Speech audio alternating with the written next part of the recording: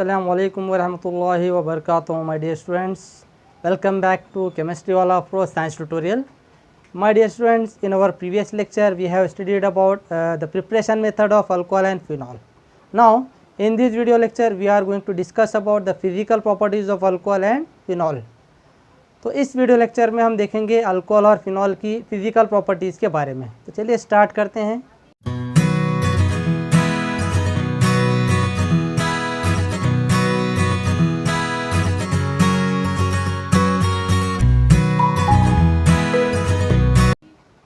So my dear students, first of all we will see the first physical property, that is nature of intermolecular forces, यानी कि बैनुल तालिमाती क़ुव्वत कशिश की नोयत के बारे में। What is mean by intermolecular forces? Means the force in between the molecules, यानी कि molecule के दरमियान पाए जाने वाली फोर्स को इंटरमोलिकुलर फोर्स कहा जाता है। So dear students, as we know that alcohol and phenols are very polar molecules due to the presence of OH groups. We know that in alcohol and phenol they contain the functional group, that is OH group. So the polar OH groups are held together by the strong intermolecular force of attraction, and that force of attraction is named as hydrogen bonding. तो प्यारे बच्चों, जैसे कि आप सभी को मालूम है अल्कोहल और फिनॉल दोनों ही बहुत ज़्यादा पोलर मॉलिक्यूल्स होते हैं। What is mean by polar? Due to electronegativity difference the bonded atom which is bonded by the single covalent bond they get negative and positive charge. Okay, so alcohol और phenol दोनों में ही functional group OH group पाया जाता है। OH group बहुत ज़्यादा polar होता है क्योंकि इलेक्ट्रोनेगेटिविटी डिफरेंस बहुत ज़्यादा होने की वजह से OH ग्रुप पोलर हो जाता है। So the polar OH groups are held together by the strong intermolecular forces, namely hydrogen bonding.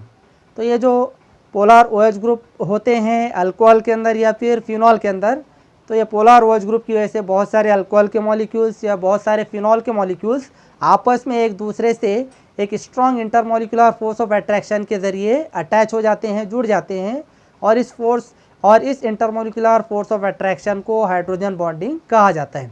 Okay, तो जैसे कि आप देख सकते हैं यहाँ पर we know that alcohols are represented by R bond O bond H। Okay, so due to electronegativity difference O get delta negative charge and hydrogen get delta positive charge.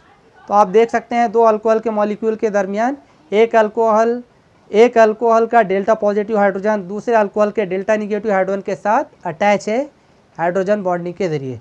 उसी तरह फिनॉल में भी आप देख सकते हैं एक फिनॉल का डेल्टा पॉजिटिव हाइड्रोजन दूसरे फिनॉल के डेल्टा नेगेटिव हाइड्रोजन के साथ अटैच है बॉन्ड के ज़रिए, जिसे हाइड्रोजन बॉन्डिंग कहा जाता है।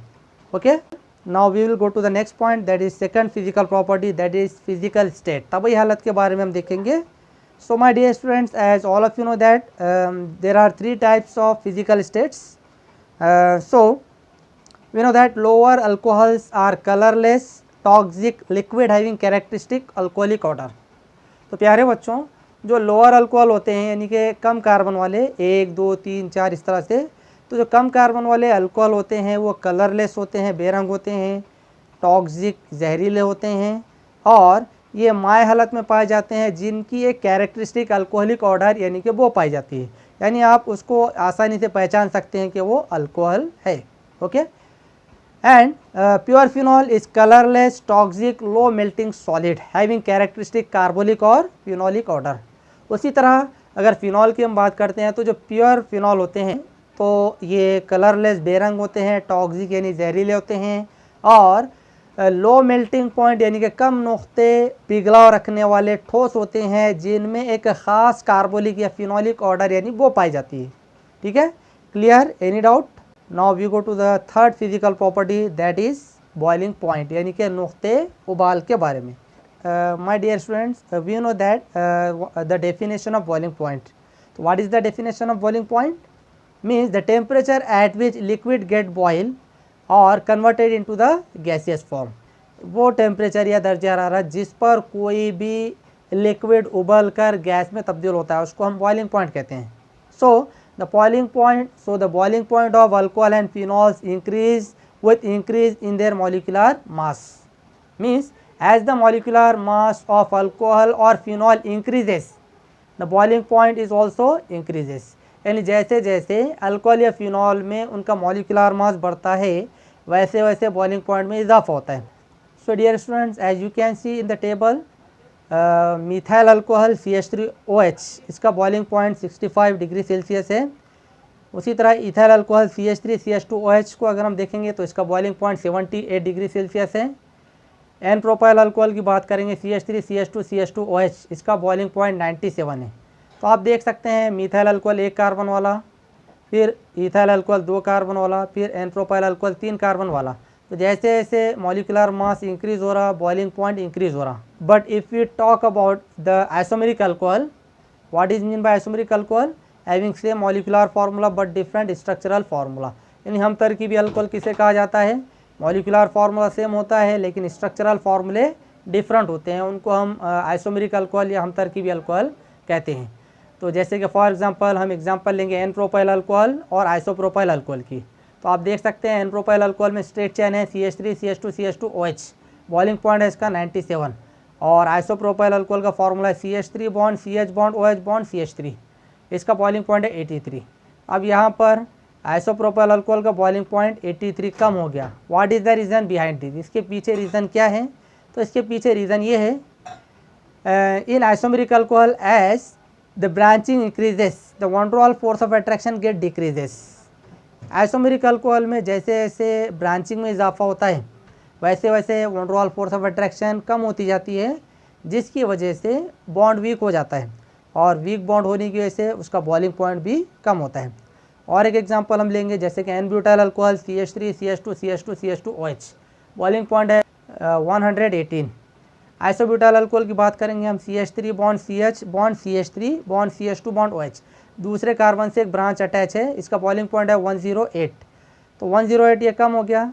इसके पीछे भी वही रीज़न है, क्योंकि आइसोब्यूटाइल अल्कोहल में एक ब्रांचिंग पाई जाती है और ब्रांचिंग की वजह से इसकी van der Waals force of attraction कम हो जाने की वजह से बॉन्ड वीक हो जाता है और बॉन्ड वीक होने की वजह से इसका बॉइलिंग पॉइंट कम हो जाता है। I hope all of you understood the boiling point. Okay, now we will go to the fourth physical property, that is solubility. So now we will see about solubility, यानी हल पजीरी के बारे में हम देखेंगे। So my dear students, as you know that phenol and lower alcohols having up to 3 carbon atoms show appreciable solubility in water due to their ability to form hydrogen intermolecular hydrogen bonding with water.